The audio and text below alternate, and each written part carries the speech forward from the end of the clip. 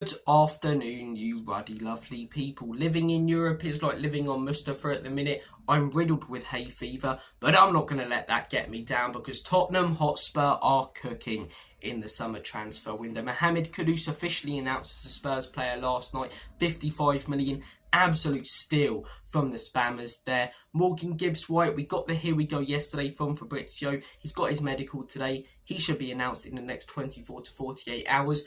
Life is good right now as a Spurs fan. We're acting like what we are in the summer market, European champions. We're acting like what we are in this transfer window, a big club, and I am here for it. And credit where it's due to Enoch, to Levy, to Lange, to all the people involved in these transfers who I've criticised the last few years, because the reason I've criticised them is because they're not doing this. Last summer, my big problem was we're signing young players, but we're not improving the first team. We need competition for those first team places. We need to bring in players that can improve us. And we didn't do it apart from Solanke. And really, did he improve us in the season just gone? No. Whereas this summer, Mohamed Kudus, in my opinion, comes straight into that first team and improves us. He's better than what we've got. Morgan Gibbs-White comes straight into that first team and improves us.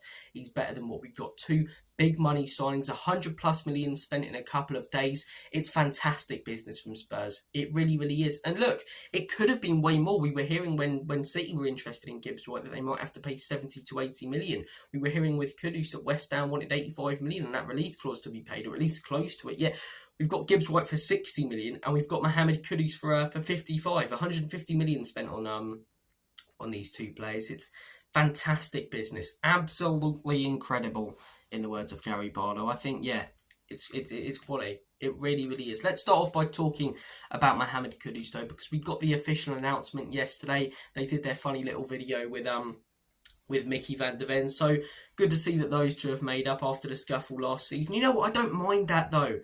I don't mind having a bit of bite, a bit of aggression in your team. We need a bit of that, because apart from Romero, we're really lacking it. You know, Vicario can be like it a little bit, but Richarlison, does he really have that much bite? No. So to have a bit of aggression out there, like a Kudus, you know, a bit of a presence on the pitch, I think it's good.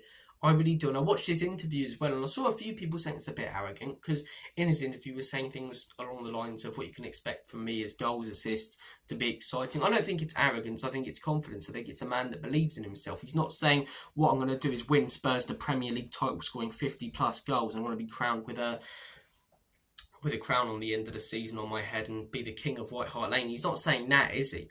He's saying that he's going to score goals, he's going to get assists, he's going to contribute to the team, try and pick up as many points as possible, and Spurs fans can expect to be excited from what we're going to see from him. And we can. Last season he had the most take-ons in the Premier League, constantly having a good SofaScore average rating as well, and that wasn't even his best season. Not even in his best season he had the most take-ons in the Premier League, and yeah, quite a few of them failed, but they do for players like Kvaratskhelia.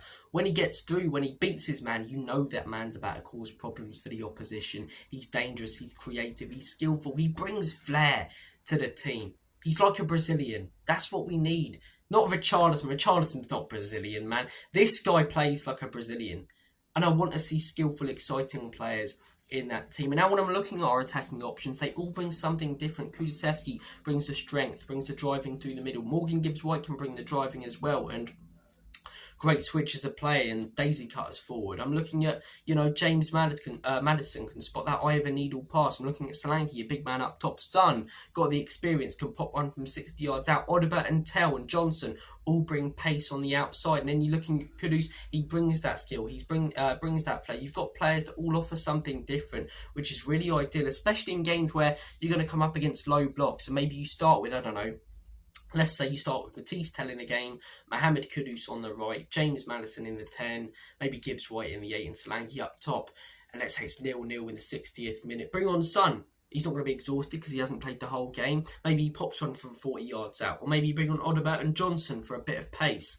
Or maybe you move Gibbs-White to the 10 and bring on Bentancur or Sarr or something in the 8. So you've got options now going forward. And like I've been saying, I don't want us to sign backups, because when you're signing backups, you're signing players with the intention of them being behind what you've already got. So you're not improving the squad. We're signing competition. We're signing players that improve us. Mohamed Kudus is a great deal. Really liked his interview. Great to see him in a Spurs shirt. Really good video from the club as well. And looking forward to seeing the Morgan Gibbs-White one as well. Might be Might be strange for a few players. They might think they're tripping seeing two Solankis on the pitch because they look extremely similar, don't they? MGW and Big Dom. They look ridiculously similar. But yeah, Gibbs-White I think is a fantastic deal. I mean, seeing Wolfie's meltdown as well from Forest, where it's like Tottenham aren't going to get Gibbs-White. Tottenham is 17. This is the same guy that was saying like Forest are a bigger club than Spurs right now. I'm sorry, that's absolute nonsense. History-wise, right? Both clubs are very even. But what do you measure how big a club is, right? What do you measure it on? For me, it's how big your fan base is and your support. For me, you look at stadium, you look at where the club's been in the league and what they've won recently. And you also look at what the club's won over time. You know, from, let's say, 1901 to 2001, Forest and Spurs were quite similar in terms of achievements. Maybe Forest winning the bigger achievements because of the European Cup. But we had a couple of UEFA Cups as well, so probably very similar. The last 20 years for us to have been in the Championship, most of it, whilst we've been competing for Champions League football. So I don't really get it. I mean, you go across the world, you're not going to see many Forest shirts in other countries. You're going to see loads of Spurs ones. So I just think our support is so much bigger than theirs in general, not just in this country, but in the world. So the arrogance to think, how are Spurs going to be able to get a Forest player? Because it's a step up, mate. They finished 17th. Yeah, but they also won a trophy. When was the last time Forest won a trophy? We've just shown that we can win a trophy at our worst.